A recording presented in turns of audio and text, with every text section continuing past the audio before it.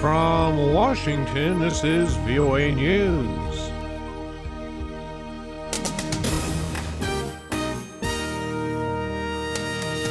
U.S. Defense Secretary Hagel proposes deepest cuts since World War II.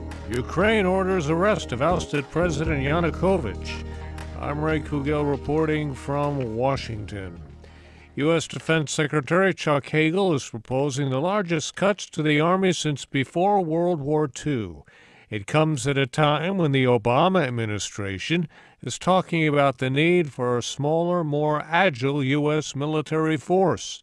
VOA's Luis Ramirez reports. Defense Secretary Chuck Hagel said this is a time for reality at the Department of Defense, which now is required to bring its budget down to $496 billion from a high of nearly $700 billion at the height of the Iraq and Afghanistan wars. This will be the first budget to fully reflect transition DoD is making for after 13 years of war, the longest conflict in our nation's history. But the cuts go far beyond what the Pentagon was spending before the two conflicts.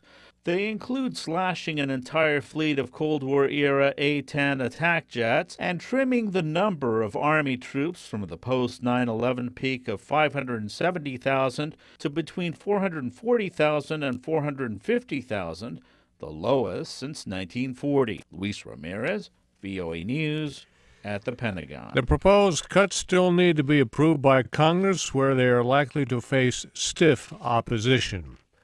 The interim government in Ukraine issued an arrest warrant for ousted President Viktor Yanukovych, accusing him and other officials of mass murder of protesters. His whereabouts are not clear. VOA's Al Pessin has more from Kiev. No one seems to know where he is, but the interim government wants him found.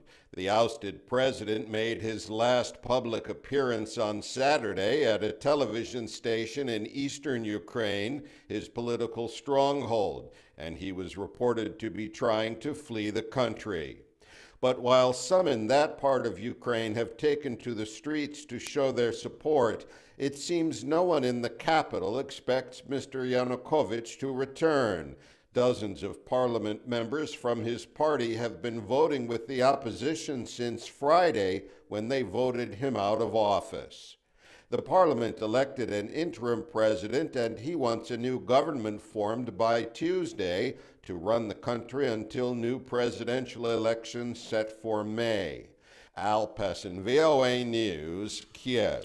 Russian Prime Minister Dmitry Medvedev is questioning the legitimacy of the interim government. He says there is no one for the Russian government to communicate with in Ukraine and calls Mr. Yanukovych's removal essentially an armed mutiny.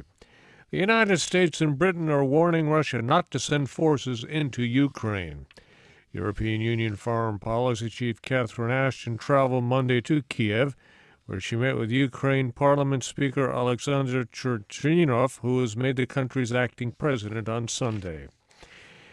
Egypt's interim prime minister announced the resignation of his cabinet in a surprise move that could pave the way for the country's military chief, Abdel Fattah el-Sisi, to declare his candidacy for president.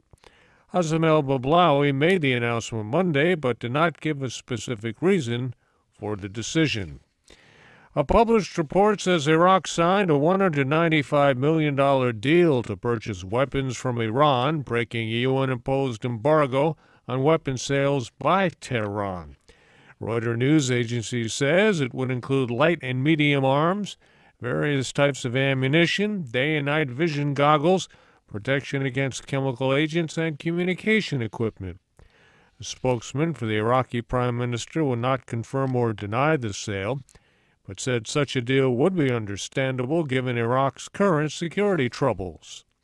Gunmen have killed a top Pakistani Taliban commander near the country's border with Afghanistan.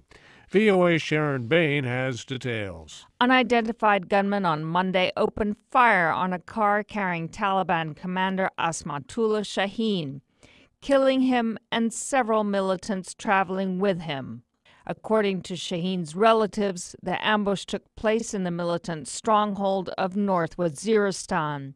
It was unclear who was behind the attack, but local officials blamed rival Taliban factions. The killing comes at a critical point in the government's peace efforts with the militants, says Interior Minister Chaudhry Nisar Ali Khan. हम इस मुल्क को इंशाल्लाह ताला अमन का गहवारा बनाएंगे. He says, God willing, we will make this country a peaceful country, whatever it takes.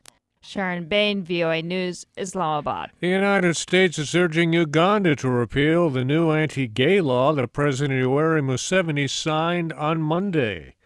The White House says the law is an affront and a danger to Ugandan gays and could undermine public health, including efforts to combat AIDS. I'm Ray Kouguell, VOA News. These and other stories on our website at voanews.com.